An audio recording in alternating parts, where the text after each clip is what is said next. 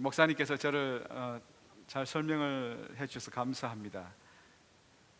이빨이 얼마큼 빠졌는지는 잘 모르겠지만 자우지가 좀 빠져 있는 건 사실이에요.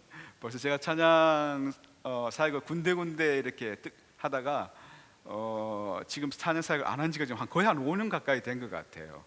저희 지금 제가 있는 팀앤팀이라는 아프리카 케냐와 그 수단 쪽에 그 우물을 파주는 사역 하는 곳은 평균 연령이 48세 뭐 이렇게 됩니다. 그래서 여러분들보다 거의 갑절이 되는 분도 있죠. 그래서 그런 분들과 같이 있다 보니까 늘 개인 예배 드릴 때가 많아요. 그래서 저희 단체는 굉장히 좋은 특징 중에 하나는 정말 현장이 살아있어 가지고 케냐뿐만 아니라 남수단은 좀 그래도 기독교 나라라고 볼 수 있죠. 근데 그 반틈인 북수단은 99% 이상이, 거의 100% 가까이가 바로 모슬렘 지역입니다. 그래서 거기까지 저희들은 내가 여기 있사오니 너라도 가라, 옆에 있는 친구들을 보내든지 아니면 제가 가든지 해서 보내서 북수단에도 우리가 우물을 파주고 있습니다. 네, 그래서 참 거기 많은 그 나이 많으신 분들하고 참 제가 보면서 많은 도전을 받습니다. 우리 설립자 되신 분은 연세가 지금 64세인데요 지금 어디가 계시냐면 시에라리온에 가 계십니다. 그래서 저희들이 그분을 뵐 때마다 할 말이 없어가지고 저희들은 공동체에 있기 때문에 그냥 선배님 아니면 형님 이렇게 부릅니다. 선배님, 제가 가야 되는데 선배님이 지금 시에라리온에 가서 그렇게 위험을 무릅쓰고 일하고 있으니 참 감사합니다. 그 사모님이요, 혼자 아까 가시니까 그 설립자 되시는 우리 선교사님이 1년 정도 됐는데 가서 위로한다고 지난 10월 달에 가셨어요. 가셔서 한 달 정도 있다가 돌아왔는데 공항에서 VIP 대접을 받으면서 특별 관리 대상이 되셔가지고 인천국제공항 전체가 갑자기 집중하는, 우리 사모님을 집중해가지고 정말 뭐 VIP실이 아니라 좀 이상한 데를 데리고 가서 괜찮냐고 뭐 다 점검하고 뭐 병이 있는지 없는지. 네, 그런 곳에서 사역하다 보니까 참 한 가지 감사한 거는 정말 그런 소위 말하는 아주 최전선에 가서 사역하는 분들과 함께 사역하면서 제 영혼이 큰 도전 받는다는 것과 함께 한 가지 안타까운 건 조금 다들 나이들이 많으셔가지고 제가 거기서 거의 막내 취급 받으면서 우리 목사님 요즘 찬양인도 가끔 하신다면서요. 저도 띄엄띄엄 제가 찬양인도 하고 있습니다. 하나님은 저희의 나이와 사실은 상관없이 그 마음과 어려움과 그 육신적으로 고통당하는 것과 물이 없어서 살아가기 바로 힘든, 그 실존하기가 힘든 그 생존의 그 어려움 사람들이 있는 곳에는 마음에 우리가 뜨거움만 있다면, 그를 향한 열정들만 있다면 하나님은 바로 저가 같은 나이에도, 바로 여러분같이 젊은 나이에도, 우리 앉아 계시는 저 장로님 같으신데요, 저렇게 나이가 지긋하신 우리 어르신도 부르셔서 보내실 수 있는 그런 전능하신 아버지라고 저는 믿습니다. 여러분 믿으십니까? 여러분 그런 하나님을 좋아하십니까? 사랑하시죠? 오늘 그 하나님에 대해서 우리 함께 좀 같이 나누고 싶습니다. 오늘 제목을 제가 복음 전한 자의 기쁨이라고 이렇게 정했습니다. 제목 말씀처럼 오늘 말씀을 나누면서 인도에 대한 그 어떤 그 마음의 부담이 아니라 기쁨이 여러분 가운데 함께 있었으면 참 좋겠습니다. 그죠? 인도를 더 알게 되고 인도 영혼들에 대해서 더 알게 되고 그 지역이 바로 나의 구역이 되는 그 기쁨 말입니다. 그죠? 4년 동안 여러분도 많이 이렇게 잘 지내시고 우리 목사님은 조금 많이 이렇게 날씬해지신 것 같으십니다만 축복이죠. 하나님께서만 주실 수 있는, 영혼은 부해주고 몸은 날씬해지는 그런 축복입니다. 저도 4년 동안 참 잘 지내고 있었습니다만 작년 1년 동안 좀 몸이 안 좋아져서 제가 안식년을 가지게 되었습니다. 안식년 동안 뭐 조금 이따 제가 PPT로 보여드리겠습니다만 2월 달에, 올해 2월 달이죠, 한 일주일 동안 인도를 다녀오게 됐습니다. 거기서 인도에 있는 그 사람들 한 사람 한 사람들 보면서 두 번 생각할 필요 없이 그냥 하나님이 나를 이곳에 부르시는구나 하는 걸 그냥 마음속에 확 느끼게 되었어요. 왜? 그냥 하나님이 제게 귀에다 대고 말씀하신다기보다는 그 영혼들을 보면 그 영혼들이 겪고 가는 그 생활들을 볼 때에, 그 절대적인 필요를 볼 때에 내가 2번, 3번, 10번 기도할 필요가 없구나. 이들과 함께 있어주는 것이 바로 선교가 되겠구나 하는 그런 마음을 제가 가지게 되었습니다. 그동안 아까 말씀해 주셨던 우물 파는 단체에서, 또 아프리카 대학생들 하나님의 사람으로 만드는 그 단체에서요 쓰임받는 귀한 특권을 누렸는데, 제가 주로 했던 역할은 그 아프리카 대학생들이 그 현지에서 하나님의 사람이 될 수 있도록, 예수님 제자가 될 수 있도록 하는 일에 아무래도 많은 좀 지원과 도움이 필요합니다. 그래서 함께 동력하는 일이 필요합니다. 그래서 한국 교회에 제가 계시는 많은 목사님들 만나서 또 거기에 지원하고 함께 동력할 수 있도록, 그죠? 물질적인 그 지원 그 차원에서 머물리는 것이 아니라 한 형제 자매로서의 그 동력이 될 수 있도록 제가 좀 많이 격려해드린 그런 역할을 했습니다. 아프리카는 그래서 1년에 한 2번 정도, 3번 정도 제가 왔다 갔다 했었는데요. 이쪽에 계신 분들은 좀 많이 밑에 계시는 예수님을 만나고 계시는 것 같은 제가 생각이 많이 밑을 쳐다보고 계시는데 앞으로 좀 이렇게 봐주시면 제가 조금 뭐 잘생긴 얼굴은 아닙니다만 보시면서 제 안에 계신 예수님을 좀 봐주시면 좋겠습니다. 네. 하실 수 있겠죠? 네, 감사합니다. 자, 그렇게 제가 역할을 하고 있었는데 아프리카 갈 때마다 제가 한 6년을 아프리카를 다녔던 것 같아요. 어떨 때는 1년에 한 2달, 어떨 때 많을 때는 1년에 한 4달 정도. 그러니까 이게 좀 애매한 겁니다. 내가 이 현장 선교사일까? 아니면 그냥 거주하는 선교사일까? 아니면 이 모바일 선교사일까? 근데 마음속에 확실한 것은 뭐냐면 내가 이들과 더 함께 있고 싶다는 그 마음의 소원이 시간이 지날수록 뭔가 거기가 힘들고 어려운 것 같은데, 여러분 남수단 가보신 분 혹시 계세요? 아무도? 예, 아까 그 노 집사님이라는 분이세요? 맞습니까? 네, 그러니까 제가 얼굴이 조금 있는 것 같기도 하고 제가 한번 들어갈 때 나오신 것 같기도 하고 그런데, 예, 남수단에 가시면요, 죄송합니다 이런 표현을 해서 혹시 떼수건을 들고 가야 될지도 모릅니다. 그때 가면은 그냥 저는 몸이 찬 체질이어서 땀이 잘 나지가 않습니다. 근데 한국에서 이렇게 뭐 30 몇 도 된다 여름에 그러면 언제쯤 내가 한번 땀을 흘려볼까 이런데, 남수단은 제가 가니까 공항에서 내리자마자 왜 그 숨이 턱 막힌다 그러죠. 막 숨이 턱턱 막히면서 가서 막 길을 걸어가는데, 한 가지 좋은 것은 이쪽 지역에서 저쪽 지역으로 갈 때, 이쪽 교회에서 저쪽 개척된 교회를 갈 때에 한 3시간 정도 이렇게 걸어가는데 옆에 그 억새 풀밭이라고 하죠. 억새밭이라고 하죠. 그게 쫙 있습니다. 그럼 막 기분을 내면서 이제 막 갑니다. 손을 쫙 하면서. 그래서 기분도 잠시 한 10분 정도밖에 못 가고 그 다음부터 저뿐만 아니라 전부 다 방금 여기 아까 그 고개 숙이는 것처럼 전부 다 뒤에서 막 밀어주면서 막 한 3시간 정도 걸어가면요, 막 땀이 뭐 신발에 뭐 물이 찰 정도로 막 땀이 나고, 아까 제가 말씀드렸던 그 설주자 되시는 선교사님도 다른 지역에서는 6년, 1년, 지금 시에라리온에서 1년 가까이 살고 있는데 남수단에서는요 2달을 못 살겠다고. 2달이 딱 한계가 돼서 바로 케냐로 나와가지고 거기서 한 달 정도 정신 좀 차렸다가 케냐는 한 1700m 고원지대입니다. 그래서 늘 한 영상 한 15도 요로밖에 안 돼요. 그래서 거기 나오면 참 살기 좋겠죠, 그죠?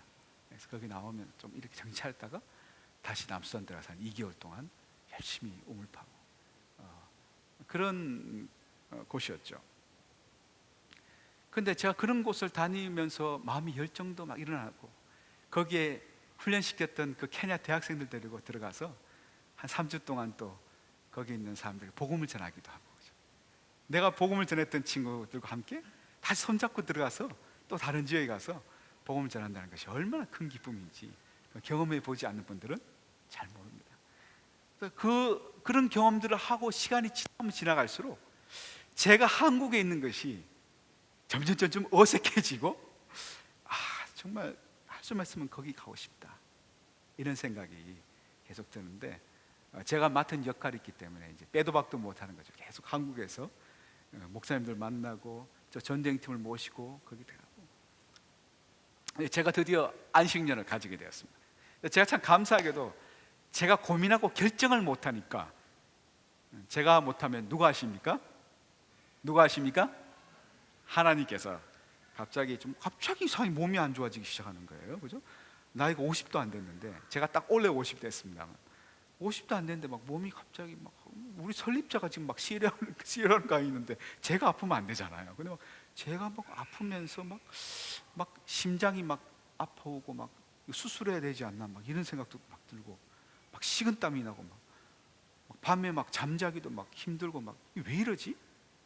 그래서 할 수 없이 제가 그만두겠다고 이야기한 게 아니라 제 그 설립자 되신 성사님 보지만, 야, 너 계속하면 안 되겠다, 너 쉬어라, 안식년 가져야 되겠다. 본인은 시혜를 하려고 가시면서, 그래서 제가 참 미안하게도 안식년을 가지고 제가 기도를 하게 됐습니다. 하나님, 안식년 주셔서 감사합니다.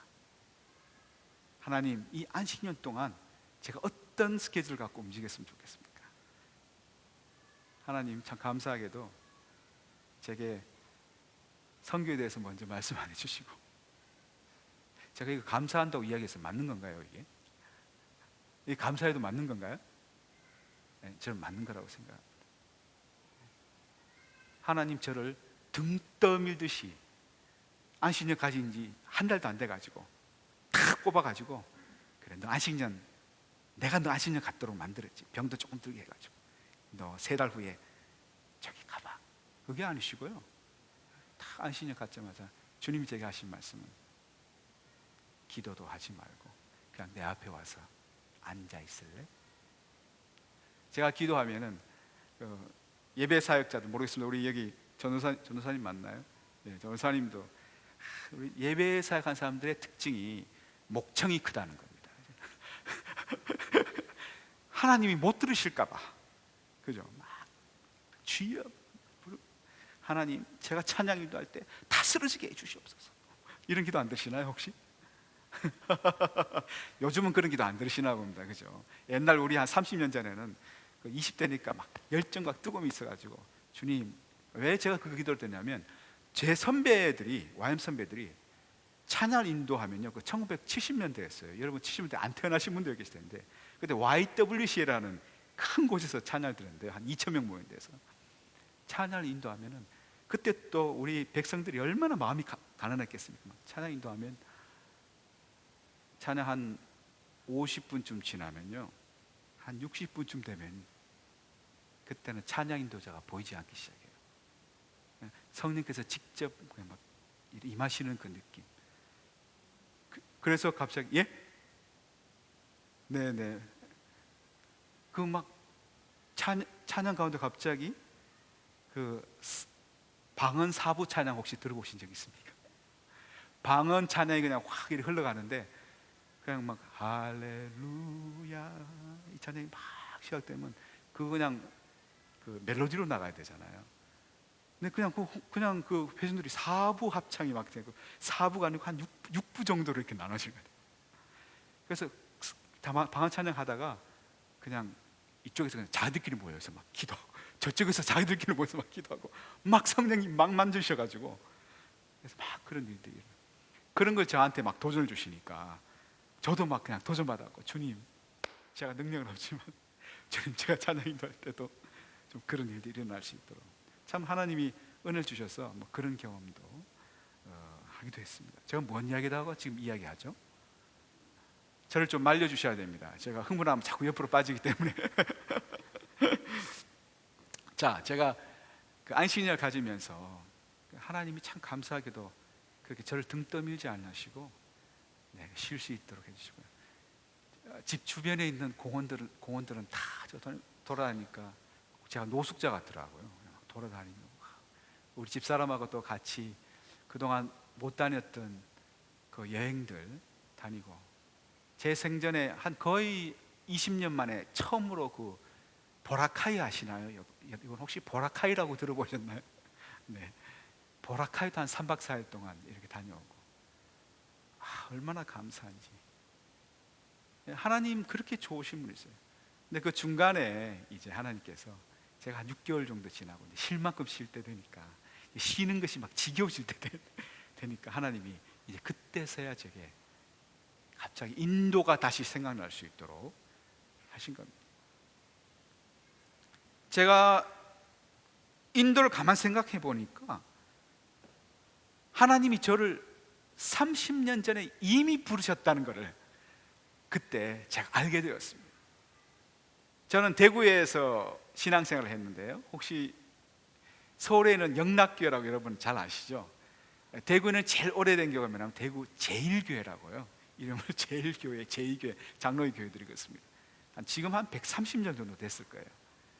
거기서 제가 신앙생활을 했는데 굉장히 보수적이고 예배 시간에 박수 한번 치기 힘들고, 그런데 거기서 담임 목사님께서 무슨 마음이 드셨는지 부흥사를 이렇게 초청하셔서 이렇게 부흥회를 했습니다. 사람들이 막 목말라 있어가지고 그때 부흥사님 오셔서 성경에 대한 도전을 이제 막 주시는 거죠. 1980년대 때 이야기입니다. 그때 제가 참 많이 은혜를 받았어요. 저하고 저희 누님하고 많이 은혜를 받으면서 제가 갑자기 그때 자리에서 일어나서 선교 헌신했던 생각이 거의 한 30년 가까이 까맣게 잊어먹고 있다가 기도하는 가운데 그게 갑자기 생각나는 거예요. 아하, 그때 내가 선교사로 헌신을 했구나. 제가 그 헌신을 하고 몇 년 지나서 까맣게 잊어먹고, 소위 우리 그렇게 이야기하지 않습니까? 속아서 일어났다. 그렇게 이야기하시죠, 그죠? 선교소 가신 분들 와서 간증할 때 그렇게 이야기해요. 저도 그때 막 너무 큰 도전을 받고 일어났는데 까맣게 잊어먹고 그냥 선교 단체에서 그냥 이렇게 지원하는 사회 가는 것으로 제가 하고 있다고 생각을 했습니다. 근데 그때 이미 제가 선교를 하기 시작했던 것이죠. 그리고 제가 한국 예수전도단이라는 곳에 들어가서 사역을 했는데요, 거기서 제전학교 간사 생활할 때에 역시 제가 찬양 인도로 섬겼었는데, 찬양을 인도하고 제가 자리에 앉았습니다. 그때 강의를 하러 오신 분이 오대원 목사님이라고, 데이비드 로스 목사님이라고요, 미국 분이 한국 예수전도를 창설하셨는데요, 소위 이런 분들 우리 그 레전드라고 말씀하시죠. 지금도 한국인들을 위해서 사역하고 계십니다. 지금은 그 전두환 정권 때 쫓겨나셔가지고 전두환 정권 때 많은 우리 한국에 있는 외국 선교사님들을 쫓아내셔.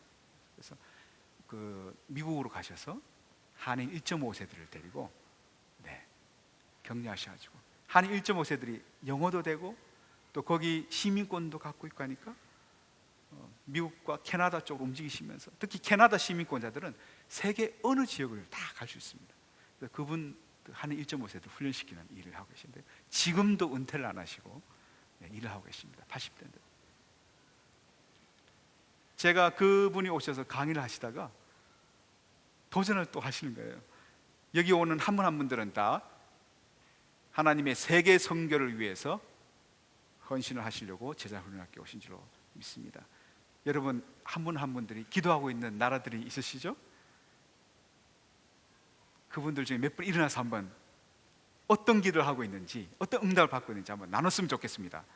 이러고는 누구를 제일 먼저 일으켜 세웠냐면 누굴까요? 여러분들은 머리가 참 좋으신 것 같습니다.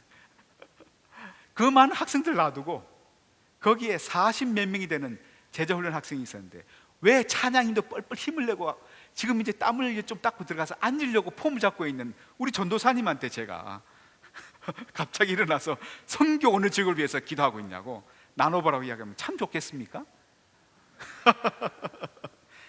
참 좋겠죠. 아주 좋더라고요. 저도 얼마나 정신이 없는지 일어나니까 벌떡 일어나서 저도 모르게 제 입에서 탁 튀어나온 말이 저는 인도를 위해서 기도하고 있습니다. 인도 가야 되겠죠. 제가 왜 그때 그 말을 했냐면, 그때 제가 혹시 여러분 그 기도하는 하이드라는 분을 알고 계신지 모르겠습니다. 좀 인도에 아주 오래전에 가서 선교하신 선교사님이신데요, 아주 그 정말 기도에 아주 큰 그 기름 부심이 있는 그 인도에 가서 기도 사역을 하시면서 많은 사역자들, 인도를 변화시키는 아주 굵직굵직한 사역자들을 일으켰던 그 기도하는 하이드라는 선교사님이 계십니다. 그분의 책을 읽으면서 그때 그 노란 책이었던 것 같아요. 낡았던 그 100페이지가 안 되는 책을 읽으면서 제가 참 은혜를 받고 있었는데, 다행히 그때 우리 오대호 목사님께서 딱 저를 주목하셨을 때 저한테 그냥 무의식적으로 일어나가지고 제가 인도에 선교에 관심 있고 가고 싶습니다. 그때 뭔 정신으로 그 이야기를 했는지 모르겠어요. 저는 어떨게를 이야기했지만 우리 하나님은 그걸 듣고 계셨다고 저는 믿습니다. 여러분 동의가 되십니까? 이런 저의 어떤 이야기들이 동의가 되세요? 제가 어느 날 갑자기 우리 최성렬 목사님 만나가지고 4년 만에 만나가지고 저 인도 가고 싶습니다. 그게 아닙니다. 하나님은 벌써 제 삶의 그 모든 그 틀 속에 벌써 저로 하여금 인도를 생각 안 하면 안 하게끔 벌써 하나 아주 세밀하게 저를 인도해 오셨던 거죠. 그죠? 그래서 결국 제가 인도에 올해 2월 달에 일주일 갔다 온 게 아니고 마지막에 이제 저로 하여금 움직이지 못하도록 하는 증거는 뭐냐면, 그렇게 인도 가겠다고 이야기하고 난 후에 제가 채 3년도 안 돼서 국제예수단단에서 실시하는 지도자 훈련학교, 리더들을 좀 더 성숙한 지도자를 만드는 학교를 인도에서 또 실시하게 돼가지고 제가 3년 후에 인도 중부에 보면 그 푸나라는 도시가 있습니다. 그 교육 도시인데 제가 거기 가서 3개월 동안 훈련을 받았어요. 거기서 제가 묵었던 그 모텔에서, 호텔이죠, 호텔. 인도 호텔은 한국 모텔보다 못하던 거 아시죠? 거기 묵으면서 제가 거기서 제 방을 청소하는 우리 인도 분들, 제가 내려가는 그 계단을 청소하는 그 인도 그 아주머님들, 인도의 그 카스트 제도 아시죠, 그죠? 거기에서 가장 낮은 계층에 있는 그 달리트라고 합니다. 그분들은 생긴 모습이 어떠냐면요, 정말 달라요. 인도에서 좀 잘 사시고 괜찮으신 분들은 아주 까맣지가 않습니다. 그죠? 제가 캐나다에도 한 몇 개월 있었는데 캐나다 인도 분들은요 정말 부자들이에요. 그분들은 백인들을 무시합니다. 그분들은 백인들을 무시해요. 얼마나 부자인지. 백인들하고 상종을 안 합니다. 온갖 걸 다 치장하고 막 다니면서. 근데 제가 만났던 그 인도분은 얼굴이 아주 까맣고 몸이 야위고, 그죠? 제가 여러분들에게 무슨 감동을 주기 위해서 제가 뭔가 보태서 이야기하는 게 아니고 정말 까맣고 그냥 하나 걸치고 계시고, 남자분들도 하나만 딱 걸치고 계시고, 그 하얀 옷 있죠, 딱 한 벌 걸치고 계시고, 그냥 바켓스 하나 들고 밀대도 아니고 그 큰 모텔을 5층부터 마지막 지하 1층까지 닦고 계시는 거예요. 제가 지나갈 때마다 미안해가지고 그때 주님이 제게 주신 마음은, 누가 이들에게 너희들을 위로하는 아버지가 있다고 이야기해 줄 수 있겠냐 하는 것입니다. 누가 이들에게 수십 년 동안 그 일들을 할 수밖에 없는 그들에게 당신들을 사랑하는 분이 있다고 누가 그 이야기를 해줄 수 있겠다는 것입니다.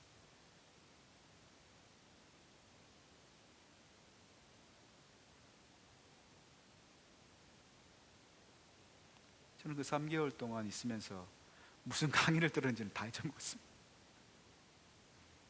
근데 그 복도를 다니면서 청소하면서 저하고 눈 마주치는 것도 힘들어하면서 막 제가 복도를 내려갈 때 그냥 복도 구석에서 그냥 막 이렇게 어쩔 줄 몰라 하시던 그 아주머님, 그 아주머님의 그 얼굴 모습, 제 눈치를 살피면서 막 왜 같은 인간이 하나님의 거룩한 창조물이 그래야만 되는지.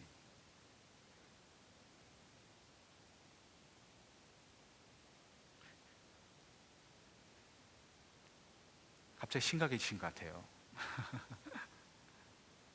제가 조금 분위기를 바꿀까요? 제가 모텔에서 뭘 많이 먹고 있었겠어요? 카레를 많이 먹고 있었겠죠. 제가 옛날에 한 5년 전에도 이야기를 했던 것 같기도 합니다만 지금 거의 한 80% 바뀌었으니까 거기서 제가 카레를 정말 잘 먹습니다. 지금도 카레 먹고요. 제가 이틀 전에도 카레 먹었습니다. 제가 카레를 그래서 인도로 가나 봐요, 목사님. 보통 카레들 한국 분들이 잘 안 좋아하고 지금 20대나 제 아들도 카레 그러면 칵 합니다, 애가. 카레 한번 아빠 카레. 예? 어떤 카레 색깔입니까? 그래서 저는 카레를 잘 먹어요. 그게 참 이상해요. 왜 내가 카레를 잘 먹는지 저도 잘 모르겠어요. 근데 인도 카레는 잘 먹기 힘들더라고요. 제가 가보니까 향신료가 얼마나 많은지.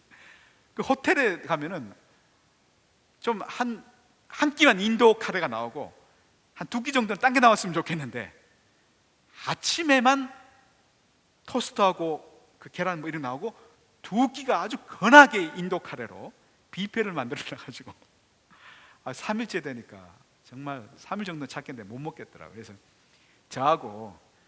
저는 뭐 이런 이상한 짓을 잘 일으킬 수 있는 성품이 못 됩니다. 근데 제가 그때 있을 때 문희원 목사님이라는 여러분 잘 모르시겠지만 그 대표로 있던 목사님이 아주 성격이 밝고 몸도 막 이렇고 막 아주 밝고 건장하고 적극적이고 이런 분이 계셨어요. 누가 좀 말려야 되는 이런 분이 계셨는데 3일째 되는 날 저를 붙잡고 혜수야 나가자 이러시더라고요. 그래서 어디 가나 했더니 릭샤죠. 불러가지고 저를 데리고 탈출을 감행해서 어디를 데리고 왔냐면 호텔을 데리고 왔습니다. 거기 호텔 아주 좋은 호텔에 가서 인도 음식 안 먹고 그 레스토랑에서 좋은 음식을 먹으려고 딱 갔는데 거기서 좋은 음식을 먹어야 되는데 저희들이 딱 중간에 그만 삼천포로 빠졌어요. 저는 아닌데 우리 그 문 목사님이 탁 들어가다가 거기 보니까 그 케이크가 앞에 그 로비에 케이크가 아주 맛있는 케이크가 있어서 그 케이크에 제가 유혹받고 앉아가지고 케이크를 주문해서 드디어 우리 먹겠다고 막 케이크 맛있게 다 그 흰 거부터 그냥 쫙 먹었는데 가운데 파먹어 들어가니까 안에 뭐가 있었게요?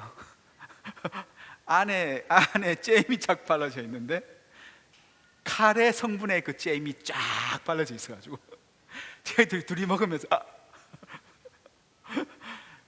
거기서 그냥 억지로 거기서 체면 때문에 다 뭐 안 먹고 날 수는 없고 다 먹고 나왔던 아주 은혜로운 이야기가 있습니다. 별로 은혜를 못 받으시는 것 같네요. 저는 거기서 참 어쩔 수가 없구나. 제가 3개월이 너무 짧은 시간이었기 때문에 어떻게 할 수가 없었고 그들에게 가서 따뜻하게는 제가 대했던 것 같은데 뭐 복음을 뭐 이렇게 구체적으로 인도 말도 안 통하죠. 영어도 짧죠. 그냥 아무것도 못하고 그냥 돌아왔던 그 안타까운 기억이 있습니다. 그래서 주님이 인도를 가라고 말씀하시는 것 같아요. 카레도 잘 먹죠. 인도 사람 자꾸 얼굴이 생각나죠. 그래서 제가 한 분에게 제가 사실 제 자영이죠.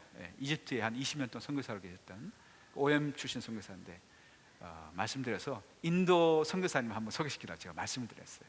그래서 소개받고 제가 인도를 가게 됐습니다. 우리 저기 PPT 한번 좀 잠깐 보여주시겠습니까? 네, 이건 제가 인도 가기 전에 섬겼던 그 아프리카 그 형제자매들입니다. 잘 안 보실 것 같은데 저기 제가 천막입니다. 천막. 네, 여기 천막이 이거요. 그건 케냐 한 40개 대학에서 모여가지고 이렇게 1년에 한 번씩 그런데 참 이들이 변화되는 모습 보면서 너무 참 마음에 보람이 되고 아주 기쁩니다. 이들이 저는 지금도 주님을 잘 잡아서 아프리카 전체로 좀 퍼져나갔으면 하는 생각이 있어요. 여러분도 혹시 이제 사진을 보셨으니까요. 여러분이 그 생각나시면 기도해 주시면 고맙겠습니다. 다음 거 보여주실까요? 자, 드디어 인도입니다. 자, 인도 뒤에서 잘 안 보시겠는데요. 보시면 저 위에 스니가라라는 지역이 있고 주로 여기 나오는 건 다 주 이름들입니다. 아니면 큰 대도시. 첫 번째 빨간 점이 보이시나요? 두 번째 빨간 점이 보이시나요? 두 번째 빨간 점? 예, 거기가 바로 델리입니다. 인도의 수도인 델리. 예, 제가 가서 사역하려고 하는 데는 바로 저기 델리입니다. 예. 인도의 인구가 13억 지금 넘어가고 있습니다. 중국이 몇 명이죠?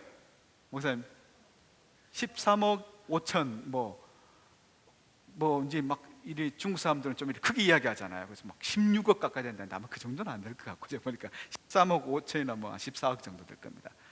2015년 기준으로 14억이니까요 2022년에는 세계 최대 인구국이 될 전망이 있습니다.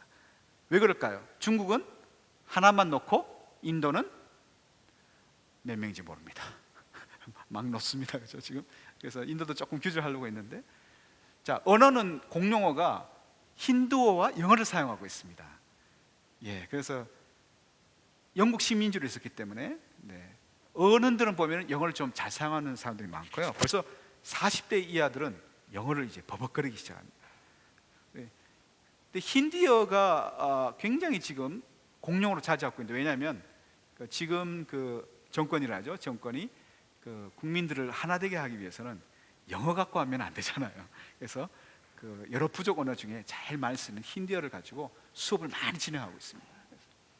방언은 약 3,000개 정도 되고 있고요. 행정 쪽을 보면 29개 주로 구성되어 있습니다. 아까 제가 말씀드렸던 그 델리는 두 지역으로 되어 있어요. 저도 처음에 몰라가지고 무식하게 몰라가지고 델리가 하나인가 했는데, 신도시 지역인 이 뉴델리와 그리고 옛날부터 한 천 몇백 년 전부터, 천 몇백 년이 아니죠, 훨씬 오래전부터 있었던 그 오래된 지역, 구델리 지역으로 되어 있습니다. 제가 가서 사역하려는 지역은 바로 저 구델리 지역입니다. 다음 거 보여주시겠습니까? 자, 종교가 어떻게 되냐면요, 힌두교가 80%가 넘습니다. 네. 고대로부터 내려온 토속 종교죠. 이 혼합 종교입니다. 그래서 힌두교는 쉽게 이야기하면 열심히 노력하면 너도 신이 될 수 있어. 네, 그겁니다. 어디서 많이 듣던 얘기죠. 네, 불교와 많이 비슷한 부분이 있습니다. 그렇죠? 열심히 노력하면. 이슬람교 11.4%, 의외로 많이 있죠. 10%가 이슬람입니다.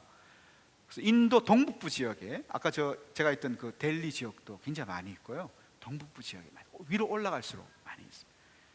세계 최대 이슬람 지역은 어디죠? 인도네시아입니다. 저 어디 이라크나 저희가 아니고 인도네시아고, 그 다음이 네팔이요. 네팔은 이슬람이 아예 국교이고요. 그 다음에 세 번째로 많은 데가 바로 인도입니다. 그래서 그 이슬람교와 인도는 서로 많이 싸웁니다. 기독교는 2.4% 정도가 있습니다. 재미있는 건 2010년에는 한 6% 정도 됐었는데, 그 한번 큰 폭동이 있었죠. 그 주 이름이 생각이 안 나네요. 무슨 주로 중부 쪽인데, 그 기독교 분들이 굉장히 많이 사는 그 도시가 있습니다. 주가 있습니다. 거기를 타겟으로 해서 우리 힌두와 이슬람 모슬림 분들이 가서 그냥 공격해가지고 교회를 다 불타게 만들고, 이런 식으로 해서 2.4%로 줄었습니다. 오히려 줄고 있습니다. 시크 교도들이 있습니다. 한 2% 정도. 이들은 힌두교의 파생된 종교입니다. 그래서 힌두교와 이슬람이 혼합되어 있어요. 이 펀잡주라고 제가 말씀드렸던 그 델리에서 조금 더 올라가면 펀잡주라고 있습니다. 거기에 많이 살고 계시고, 재미있는 거는 힌두교하고 다르게 유일신 사상을 갖고 있어요. 이건 우리와 비슷하죠. 유대교하고 비슷하게. 여기까지 하면 딱 좋을 텐데 그 불교에 있는 그 윤회 사상을 갖고 있어요. 그래서 굉장히 혼합된 종교. 기타 종교들 1.6% 정도 있습니다. 기도가 많이 필요합니다. 다음 거 보여주실까요? 자, 이건 뭘까요? 어떤 상인데요, 제가 우리 성사님이 저를 데리고 공원 지역으로 가셔서 처음에 딱 보여준 겁니다. 누굴까요? 신 중에 하나입니다. 맞습니다. 신입니다. 사람일까요? 제가 이렇게 물어보는 건 사람 아니겠죠? 원숭이입니다. 원숭이. 이 뒤에 이렇게 또 이렇게 둥글게 나왔는 게 이게 둥근 게 아니고 꼬리입니다. 꼬리를 저렇게 만들었어요. 그리고 손에는 뭐 이런, 뭐라 해야 되나요? 뭐 도끼도 아니고 왜 이렇게 끝에 이렇게 둥그렇게 있는 거 있지 않습니까? 쇠몽둥이 같은 것도 보이고, 위에는 약간 부처 모습으로 이렇게 갖고 있는데 힘의 신으로 이렇게 되어 있습니다. 그래서 남자들이 이 공원을 자주 온답니다. 저는 왠지는 잘 모르겠습니다만 굉장히 힘을 얻기 위해서 여기 처음에 갔었고요. 하누만이라는 이름을 가지고 있는 신입니다. 이 신은 이 힌두교에서 가장 중요한 신 이름이 라마 신입니다. 라마 신의 아주 충성스러운 충복 중에 하나인 신이라고 합니다. 그래서 전쟁하는 신이죠. 네. 두 번째 거 보여주실까요? 자, 여기가 이제 쿠탑 미나드라는 탑이 있는 곳입니다. 네. 저는 마음이 급해서 선교 지역부터 먼저 가고 그죠? 사역지부터 먼저 좀 봤으면 했는데 순서를 거꾸로 우리 선교사님이 그렇게 하신 것보다 이게 좋습니다. 먼저 이 지역을 보시고, 그래서 여기는 이 탑은요, 아까 제가 말씀드린 역사 속에서 이슬람교하고 힌두교들이 늘 전쟁을 해왔습니다. 그런데 주로 힌두들이 이겼었는데 이슬람이 한번 이겼던 때가 있습니다. 그래서 이슬람 그 왕조가 그 힌두 사원이 있던 데를 완전히 없애버리고 그 위에 이렇게 탑을 지었는데요, 첨탑이 한 73m가 되는, 13m면 몇 층이나 될까요? 굉장히 높습니다. 제가 자세히 알아보니까 인도에서 제일 높은 탑이 아니고 세계에서 제일 높은 탑이라고 합니다. 기원전 4세기에 만들었고, 가까이 가서 제가 보니까 인도는 참 건축물을 참 아름답게 지었어요. 그 바깥에는 반드시 다 모양을, 아름다운 문양 모양을 하거나 아니면 글을 적어 놓습니다. 바깥에 그 코란 구절들이 다 이렇게 적혀 있는 것을 제가 보죠. 얼마나 그들의 그 신앙심이 있는지 보셨습니다. 다음 거 보여주실까요? 자, 방금 봤던 탑이 굉장히 오래된 탑이니까 자꾸 무너지겠죠. 그래서 복원 사업을 하는 탑입니다. 1965년에 지금 뒤에서는 잘 안 보이실 텐데요, 그 사다리 이렇게 해서 정부 관료들이 올라가고 있는 장면입니다. 그 다음 거 보여주실까요? 여러분들 이게 보이실지 모르겠습니다. 1964년분들 여기 보시면 줄이 하나 이렇게 내려오고 있죠. 거기에 사람이 하나 이렇게 달려 있습니다. 저 70m가 넘는데 그 달려서 꼭 우리나라 그 큰 빌딩에 사람들 올라가서 그 딱지 유리창을 똑같이 올라가서 장비 없이 올라가서 사실은 많이 떨어져 죽기도 하고, 저기서 일하는 사람들이 누굴까요? 다 최하층 계민들 중심으로, 달리트를 중심으로 일하고 있는 거죠. 자, 다음 거 보여주실까요? 힌두 사원입니다. 제가 힌두 사원 꼭 빨리 가자고 얘기했지만 바로 델리에 있는 힌두 사원 들어간대요. 사실 좀 엄격하더라고요, 들어가는데. 다른 데는 좀 공원처럼 넓어지는 사원이 있고, 아주 이렇게 건물로 하나가 딱 2층짜리, 3층짜리 지은 사원도 있습니다. 그런 것들은 2, 3층짜리 사원들은 다 엄격한 사원들이에요. 들어갈 때 딱 저기 보면은 저기 지금 계단이 있어서 올라가는데요, 다 신발을 벗고 올라갑니다. 심지어는 양말까지 벗고 올라가고요. 그리고 왼쪽에 락커가 있어가지고 거기 이제 소지품들을 다 집어넣습니다. 저도 뭐 갖고 간 뭐 별로 없었습니다. 여권, 그 다음에 제 그 지갑들, 뭐 시계 뭐 다 풀어놓고 자물쇠 뭐 열쇠 많은 딱 잡아 올라가서 보고는 내려와서 이제 다 받는 거죠. 네. 그만큼 철저하게 이들은 자기들 신앙을 지키고 있습니다. 다음 거 한번 보여주십시오. 자, 이제 제가 델리가 아니고 조금 바로 더 밑으로 나가면 자이푸르라는 도시, 주가 있는데요, 거기에 있는 그 시에 갔습니다. 이 하와 마할이라는 이 궁전입니다. 이 자이푸르라는 도시는 가보니까 희한하게도 도시 전체가 분홍색이에요. 분홍색. 그래서 왜 그러냐 하니까 영국 왕실에서 1900년 1700년대에 이 나라를 그 왕이 한번 방문한 적이 있었답니다. 영국 왕이. 그래서 그걸 환영하게 해주기 위해서 도시 전체를 그냥 분홍색으로 다. 왜 그랬을까요? 그렇게까지 할 필요는 없었을 텐데. 근데 가서 보니까 굉장히 아름답습니다.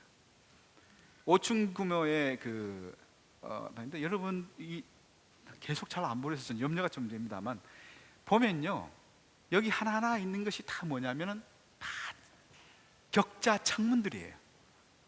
저 개수가 몇 개냐면은 제가 적어놨는데 953개의 이렇게 격자 창문들이 다 있습니다. 저 뒤에는 옛날에 누가 살았냐면은 그 궁에 있던 여자분들, 왕비부터 시작해가지고 그 왕실에 있던 여자들이 바깥 출입을 하지 못하고 계속 밖에 다니는 사람들을 구경하기 위해서 바로 저렇게 만들어 놨다고 합니다.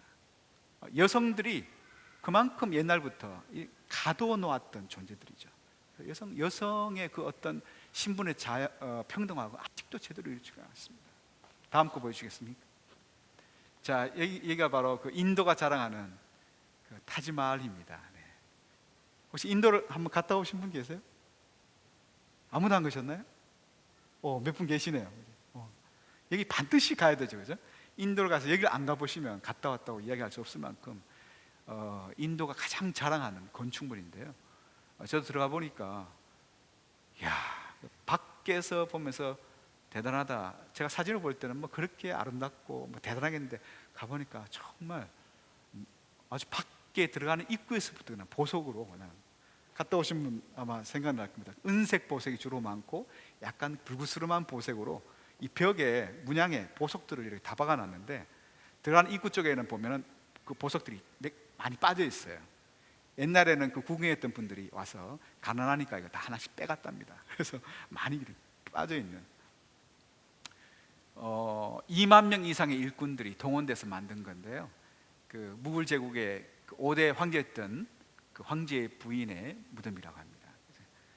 그 부인이 38살에 일찍 돌아가셔서 너무 그리워한 나머지 지었다고 하는데요. 이거 짓는다고 너무 백성들을 그냥 힘들게 만들어 가지고 백성들이 폭동을 일으켜 가지고 왕을 쫓아내고 그 왕의 아들로 하여금 등극을 시켜서 그 왕이 결국에는 이 궁전의 반대편에 또 궁이 하나 있는데요. 거기서 갇혀 살게 되는 그런 역사를 가진 곳입니다. 다음 거 한번 보시겠습니까? 천장 보십시오. 이렇게 전부 다 은입니다. 저 안에 박혀 있는 것들이 아주 정교하죠. 그래서 인도 분들을 저는 보면서 굉장히 그 두 가지를 느낍니다. 하나는 굉장히 유한 모습, 그리고 굉장히 그 뭐랄까 수동적인 모습, 특히 가난한 분들. 그런데 조금이라도 교육받은 분들은 굉장히 그 자존심과 자긍심이 강한 그런 모습을 봅니다. 그 두 가지 모습이 같이 공존하는 것이죠. 다음 거 한번 보여주시겠습니까? 자, 이제 제가 대조되는 모습을 좀 보여드리고 싶은데, 바로 사역지 모습을 좀 보여드리고 싶습니다. 그 재정착민 마을이라고 하는데요. 저희들은 이거를 빈민촌이라고 이야기하지 않고 재정착민 마을이라고 이야기합니다.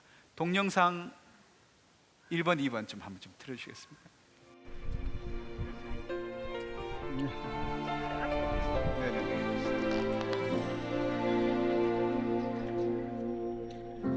세상을 구원하기 위해 흘려야 할 피가 필요하다면 죄인을 대신하기 위해 희생의 제물 필요하시다면 내 생명 제단 위에 드리니 주 영광 위해 사용하소서. 생명이 또 다른 생명 낳고 주님 주님 볼 수 있다면 나의 삶과 죽음도 아낌없이 드리리. 죽어야 다시 사는 주의 말씀 믿으며 하나님 일할 되어 썩어지니 예수님처럼 살아가게 하소서.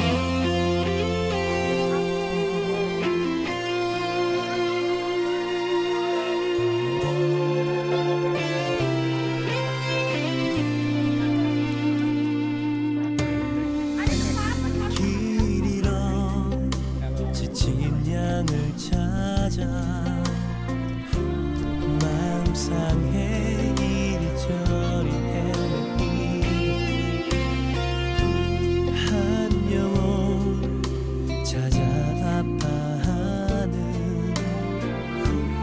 예수님 마음 내게 주옵소서. 십자가 온 세상 위한 그 희생 눈물로 그 길 가게 하소서. 생명이 또 다른 생명 낳고 주님 볼 수 있다면 나의 삶과 죽음도 아낌없이 드리리. 죽어야 다시 사는 주의 말씀 믿으며 하나님 일할 때여 썩어지니 예수님처럼 살아가게 하소서.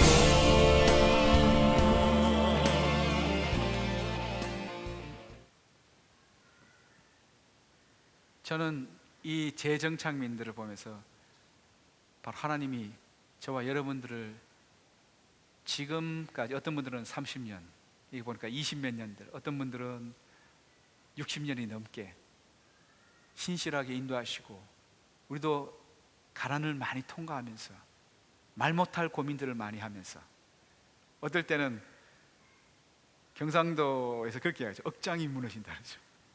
그런 시간들을 보내기도 하고, 그러나 우리가 주님을 만난 것 때문에 우리 삶 속에 그 모든 것들이 다 보상이 되고도 남을 수 있는 그런 은혜가 우리 삶 속에 있었지 않습니까? 저는 제가 선교사가 되려면 좀 뭔가 많이 준비를 해야 된다고 생각했습니다. 내가 그들에 가서 성경을 좀 누구보다도 좀 잘 가르치고 싶다 해서 신학교 박사 과정을 좀 밟을까? 별 생각을 다 했습니다. 근데 제가 그 생각을 안식년에 가질 때 주님께서 제게 주신 말씀은, 내 모습 그대로 가서 네가 어떤 사람인지 이야기하지 말고 네 안에 있는 컨텐츠가 뭔지 그들에게 보여주라고 하나님이 제게 말씀해 주셨습니다. 여러분, 복음이 무엇입니까? 복음은 저는 이렇게 이야기하고 있습니다. 소극적인 복음이 있고 적극적인 복음이 있는데요, 소극적인 복음은 내가 더 이상 짐을 질 필요가 없다는 것을 깨닫는 것입니다. 할렐루야. 내가 더 이상 짐을 질 필요가 없다. 내 삶 속에 짐이란 거는 어울리지 않는 단어로서 다 날아가 버렸고, 내 삶 속에 진정으로 있어야 될 것은 자유라는 것입니다. 다른 종교에는 잘 잊지 않는 말 중에 하나가 뭐냐면, 다른 종교에서는 노력과 극진과 성실과 예수님을 믿는, 섬기는 그 좋은 하나님을 믿는 우리에게 있는 가장 중요한 단어 중에 하나는 짐없음, 자유함, 네 맘대로 한번 내 안에서 살아볼 것. 할렐루야. 나의 위로와 나의 지원 속에서 신나게, 때로는 고통 속에서도 혼자 웃을 줄 알고, 그 고통을 넘어설 수 있는 참 자유와 기쁨을 누리는 그것이 바로 소극적인 복음이라는 생각입니다. 적극적인 복음은 뭘까요? 그 자유를 주시는 그 컨텐츠가 바로 내 안에 있는데, 그 컨텐츠를 당신에게 나누고 싶어서 내가 못 견디겠다, 내게 기쁨을 주는 그 콘텐츠가 내 안에 있는데, 나를 한 번도 얽어매지 않는 그 콘텐츠가 내 안에 있는데, 그 콘텐츠를 내가 갖고 있기에만은 내가 못 견디겠다. 그래서 당신한테 좀 나눠주고 싶은데 너무 조심스럽고, 잘못하면 당신한테 함부로 할까봐 함부로 전해주지는 못하겠지만, 그러나 내가 당신에게 꼭 전해주고 싶은 콘텐츠가 내 마음 속에, 내 영혼 속에, 내 삶 속에 있는데, 그것을 당신에게 나누고 싶습니다. 할렐루야, 할렐루야. 저는 그분이 바로 우리 안에 살아계신다고 믿습니다. 그 콘텐츠는 무슨 힘이나 제도 같은 것이 아니죠. 그 누구와 비교할 수 없는 인격이시죠. 하나님이시죠. 예수 그리스도시죠. 지금 인도는 굉장히 많이 발전하고 있습니다. 얼마 있으면 중국을 따라갈 정도로. 그러나 이때까지 제가 말씀드린 것처럼 빈부의 격차가 너무 심하고, 서로 신분의 그 격차가 너무나 심해서 대도시에 있는 교육을 받은 그 소수의 사람들을 제외하고는, 정부 관료들과 그 사회적으로 높은 위치에 있는 그 특권층을 제외하고는 많은 사람들이 지금도 어둠에 갇혀 있습니다. 선교에서 가장 필요한 것은 저는 소통이고 공감이고, 저는 이 단어를 사용하고 싶습니다. 동일시라고 생각합니다. 동일시.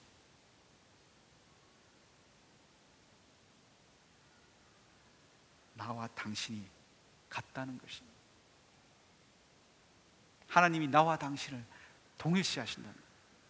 하나님이 내 이 마음속에 있는 모든 고통을 이해하는 것처럼 똑같이 당신도, 그러니까 내가 당신을 함부로 대할 수 없고, 내가 함부로 가서 당신에게 뭔가 가르친다고 목에 힘을 줄 수 없고, 나는 당신을 나와 동일시하겠습니다. 할렐루야. 저는 그래서 그분들에게 내가 당신과 동일할 뿐만 아니라 예수님도 당신을 동일시하고 있다는 것을 그들의 손을 잡고 말씀드리고 싶습니다. 여러분은 어떠세요? 좀 그분들을 생각하시면서 여러분도 동일한 마음을 느끼십니까? 좀 함께 기도해 주고 싶은 마음 느끼십니까? 제가 10월 달에 봤던 그 뉴스 속에는 여성들이 얼마나 힘든지, 4살짜리 아이들이, 5살짜리 아이들이 그 성추행을 당한 일도 많이 일어납니다. 참, 도대체 뭔 정신으로 그걸 하는 건지. 거기 또 다른 한 사건은 14살짜리 소녀애가 성폭행을 당한 거죠. 그런데 그 경위가 어떻게 되냐면, 그냥 한 마을의 원로원들이죠, 그죠? 지시를 내려가지고 사람을 사가지고 그 여자아이를 성폭행하도록 한 마을에서 그걸 원로들이 지시를 하는 겁니다. 왜요? 그 마을에 있는 청년, 결혼했던 청년인데, 그 청년의 부인을 저쪽 다른 마을의 청년이 와서 성추행을 하고 성폭행하기 직전까지 갔던 겁니다. 그러니까 이쪽 마을에 있는 원로들이 어떤 결정을 합니까? 이에는 이로, 눈에는 눈으로. 그래서 사람을 사서 저쪽에 있는, 그죠, 성폭행하려 했던 그 청년의 여동생을 가서 성폭행시켜라. 바로 이것이 아직 어둠에서 깨어나지 못하고 있는 인도의 많은 상황들입니다. 기도가 필요한 것이고, 여러분의 마음이 필요한 것이고, 저도 가서 여러분들이 그렇게 하시면 안 됩니다라고 이야기해 줄 때 저 참 많이 겁납니다. 지금 솔직히 내가 그 이야기를 해줄 수 있을까? 두렵습니다. 기도가 필요합니다. 여러분 함께 기도해 주시겠습니까? 우리 이 시간에 좀 같이 기도할까요? 우리 함께 좀 우리 눈을 감고 찬양팀 좀 앞으로 와주시면 좋겠습니다.